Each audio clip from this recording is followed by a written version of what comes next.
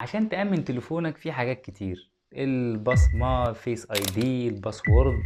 في حاجات كتير ممكن تأمن بيها التليفون، بس للأسف وبرغم التكنولوجيا برضه ممكن يكون في حد يفتح الباسورد بتاعك. ليكن مثلا انت عندك صاحبك القريب منك، ممكن يتخمن كده الباسورد بتاعك بتاريخ ميلادك، ممكن يطلع صح. تاريخ ميلاد النادي انت بتشجعه ممكن يطلع صح. تاريخ جوازك، افورت انا في تاريخ جوازي دي، ما اظنش ان حد فرحان انه متجوز. المهم ممكن حد يفضل وراك لحد اما يشوف انت عامله بايه، ويفضل بقى يختبر بقى التواريخ اللي انت بتحبها والحاجات اللي انت بتحبها. طيب نفترض مثلا ان انت هتعمل تسجيل صوتي، برضه ممكن حد يخدعك. بسيطة، نسجل لك صوت وناخد التليفون بتاعك نشغل الصوت، التليفون هيفتح. بس هي مفيش غيرها، نعمل فيس اي دي بالوش كده وتفتح التليفون بتاعك. طيب جرب كده تبحث على اليوتيوب، عندك هتلاقي ناس كتير توأم بيفتحوا تليفونات بعض عادي. التكنولوجيا مش قادرة تفرق ده من ده.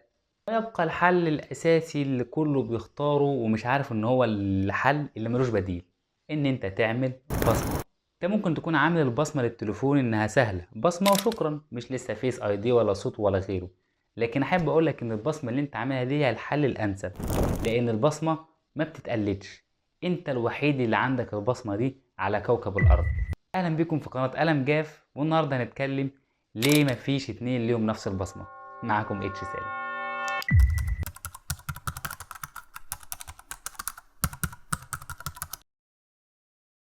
البصمات بتاع الصوابع عاملة زي الصحراء وفيها جبال كتير، هي نفس النظام، بس بدل جبال كتير بيبقى فيها حاجة اسمها تلال عرقية موجودة في صوابع ايدك. التلال اللي احنا بنتكلم عليها في ايدك دي وفي البصمة بتاع ايدك دي متصلة اتصال مباشر بالغدد العرقية، بمعنى ان اي حاجة هتمسكها هتسيب علامة عليها باتصال مباشر، العرق على طول هيبقى موجود عليها، بصمتك هتبقى موجود عليها.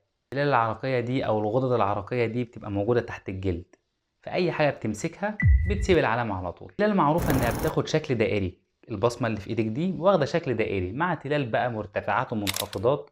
المهم إن البصمة بتاعتك ما بتتكررش، مفيش حد بيمتلك البصمة دي في العالم غيرك. البصمة مكونة من أنماط، الأنماط بتاع البصمة بتاعتك دي ليها 3 أنواع. أول نوع هو النمط القوسي، وده بيتقسم كده، بتلاقي أقواس فوق بعض كده بالبصمة عندك، وده نادر جدا لما بتلاقيه، موجود تقريبا عند 5% من البشر بس. النمط التاني أو النوع التاني من البصمات دي هو النوع أو النمط الدوامات، علشان هو بيبقى على شكل دائري كده، وبيبقى ده موجود عند جزء كبير من الناس بنسبة 35%. والنوع التالت أو النمط التالت والأخير هو ده بقى الأكثر شيوعا عند الناس، اسمه النمط الحلقي، وده بيكون عبارة عن حلقات موجودة بتفضل حلقة مع حلقة مع حلقة لحد ما بتكمل لك البصمة بتاعتك، وده هو الأكثر انتشارا وبنسبة 65%. من فترة كبيرة كده لاحظ الصينيين موضوع البصمة ده، ولقوا إن هي حاجة فريدة من نوعها، حاجة مش موجودة غير في الشخص ده بس، وابتدى ساعتها الحكام ياخدوها ويبصموا على الأوراق الرسمية. ومن هنا اعتمدوا البصمة والموافقة عليها من الملك نفسه. ومن القرن التسعتاشر بدأ العلماء بقى ياخدوا إنه في حاجة اسمها بصمة، في حاجة إن دي فريدة في الإنسان ده بس. بدأوا بقى يعملوا أبحاث وتجارب عليها عشان يعرفوا ليه هي فريدة في الإنسان ده. وفي سنة 1877 ابتكر واحد اسمه هنري فولتز إزاي يصور البصمة على ورق. طبعا جاب حبر وحبر بتاع المطاعم ده وكده، في خياله إن هو صور البصمة وحطها على ورق عشان يبدأ يشوف ليه هي فريدة من نوعها. والعالم الإنجليزي فرانسيس سنة 1892 أكد وصرح إن مفيش حد له نفس بصمة التاني، هي البصمة دي بتاعتك أنت بس، هتفضل معاك طول حياتك ومش هتتغير.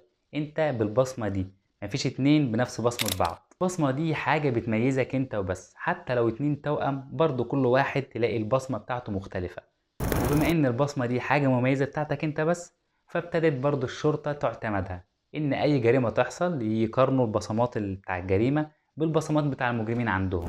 والله لو متطابقين يبقى المجرم ده هو اللي عمل الجريمة دي، لو مش متطابقين بالمجرمين اللي عندهم ودي في بصمات جديدة، يعرفوا كده إن في مجرم جديد، ولازم يحفظوا البصمات عندهم عشان لو في حاجة بعد كده. البصمة بتبدأ تتكون من أسابيع الأولى لحد الشهر الرابع للجنين، يبقى البصمة اكتملت تماما، تفضل هي مدى الحياة ما بتتغيرش. العلماء اكتشفت إن البصمة دي بتتكون من طبقتين في الجلد.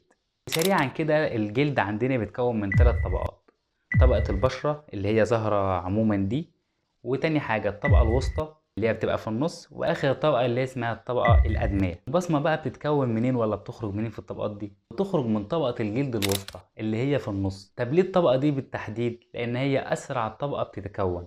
هي بتيجي قبل البشره وبتيجي قبل برضو الادميه. والبصمه بتخرج او بتبدا تظهر من الطبقه الوسطى اكتر من الطبقه اللي هي الادميه واكتر من الطبقه بتاع البشره.